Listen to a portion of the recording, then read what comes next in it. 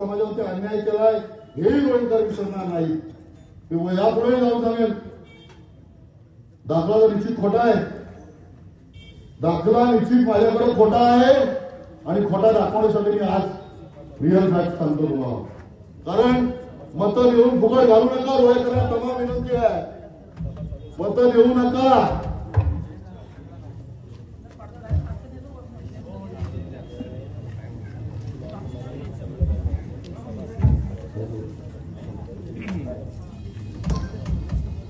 हे बघा, तमाम रोहिंकरांना दाखवतो, जातीचा दाखला सगळ्यांनीच काढला असेल, सगळ्यांना काढण्याचा अनुभव असतो.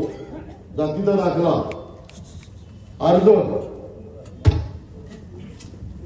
30/6/2018 सर्टिफाईड आहे. आपण दाखवलोय, कारण मी असं काही दाखवणार नाही, खोटा कशाला दाखवू.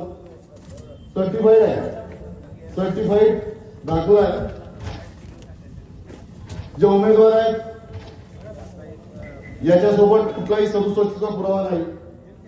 67चा पुरावा लागतो तुम्हाला कुणबी असल्याचा, कुणबी असल्याचा, बरोबर आहे. कुणबीच होत आपण, त्याशिवाय आपल्याला कुठे भेटो कोण देणं नाही मिळत.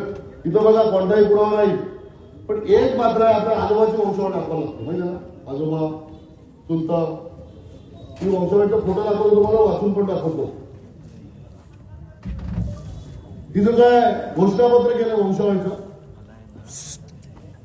काय लिहिले ते वाचून दाखवतो बघा. बाकी मी विचारणार नाही आणि बोलणार पण नाही. श्री समीर जनार्दन शेडगे वडील, काय समीर जनार्दन शेडगे वडील आणि कुमारी अवनी समीर शेडगे मुलगी, काय लिहिले, कुमारी अवनी समीर शेडगे मुलगी. 1 मिनिट 2 मिनिट रे बाबा, मी वाचतोय ना, तुम्ही कशाला, मला माहिती आहे ना काय आहे तो. अवनी समीर शेडगे अशी मुलगी, अशी वंशावळ दाखवलंय, हा, आणि दाखला काढलाय वनश्रीचा. समजला, दाखला कोणाचा काढलाय, आजोबाचं नाव तुम्हाला माहिती आहे, आजोबाचं नाव हेच दाखवतो. सर्टिफाईड नक्कल वगैरे बाबा आता कशाला जेव्हा पाहिजे इथे दाखवतो. त्या अर्जामध्ये आजोबाचं नाव लिहिलंय, कैलासवासी जनार्दन मारुती शेडगे, कैलासवासी रोहिंकरांनो ऐका, आपण मत देणार आहात ते मत फुकट घालू नका. रोहिंकरांनो ऐका, इथे जे काय त्यांचं आजोबांचं नाव लिहिलंय जनार्दन मारुती शेडगे, जनार्दन मारुती शेडगे त्यांच्या शाळेचा दाखला तुम्हाला दाखवतो.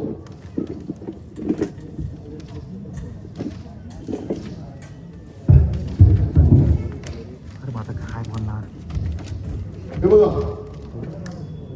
जनार्दन शेडगे जनार्दन मारुती, मुख्याध्यापक प्राचार्य मेंद्रे हायस्कूलचा माझ्याकडे दाखला आहे. त्यात लिहिलंय 8वी इयर 1967-68, 3/12-51 रोहा. त्यांचं according to caste of the general register Hindu Maratha, काय लिहिलंय, काय लिहिलंय, हिंदू मराठा. हे त्यांचे यशवंत मारुती शेडगे, काय लिहिलंय, हिंदू मराठा. यशवंत मारुती शेडगे हिंदू मराठा. गजानन मारुती शेडगे हिंदू मराठा. समजलं तुम्हाला, हिंदू मराठा.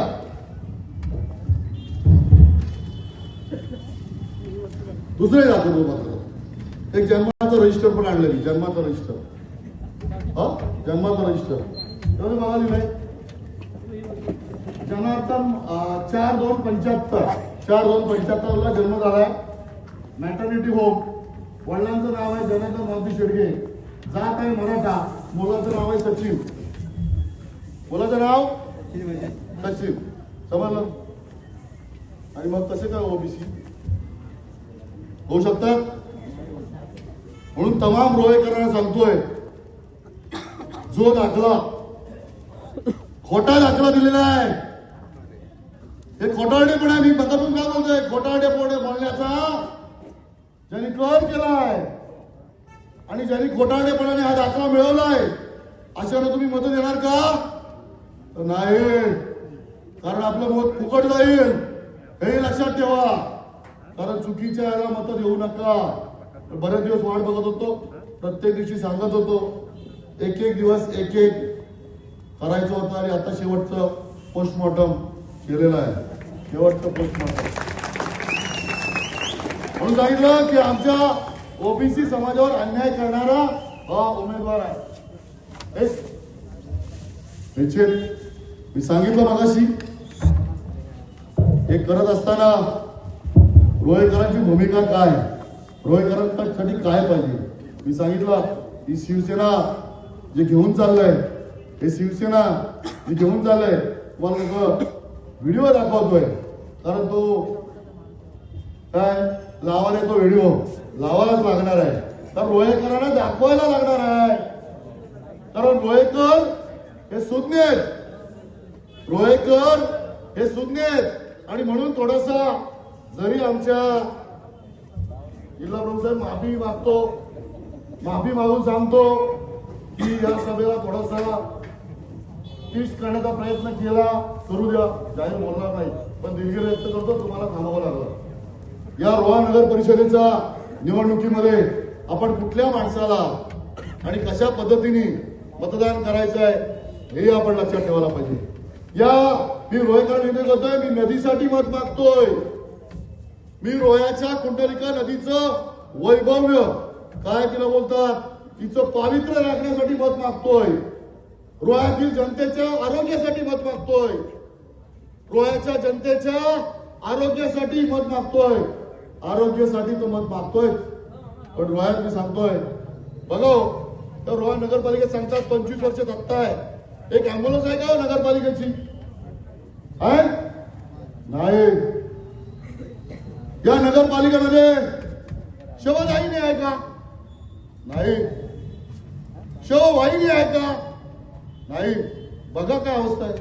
मी तुम्हाला सांगितलं, या तमाम माझ्या मुस्लिम बांधवांना देखील सांगितलं, तुम्ही पलीकडे मुरुडला जा, माझ्या दमदार आमदारांनी बनवलेला मुस्लिमांचा कब्रस्तान बघून या, जा बघून या कसं बनवलंय. तो मुरुडचा कायापालट करण्याचं काम माझ्या 5 वर्षात दमदार आमदारांनी केलंय ना, ते यांना 25 वर्षात जमलेलं नाही, हे लोकांना सांगतोय.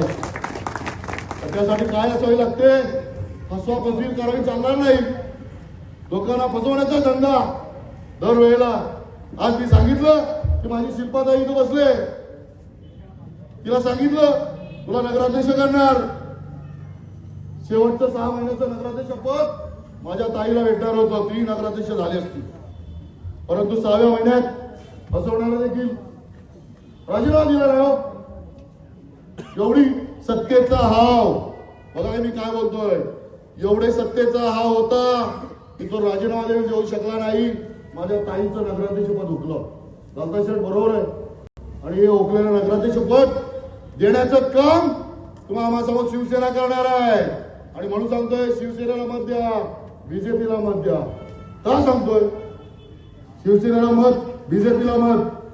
काय म्हणून सांगितलं की रोह्याच्या विकासाला मत. इच्छित विकास नाही, निश्चित विकास नाही, तर परमनंट विकास पाहिजे असेल तर रोह्याच्या, मी सांगतोय, शिवसेना भाजप युतीला मतदान करा, शिवसेना भाजप युतीच्या उमेदवाराला मतदान करा.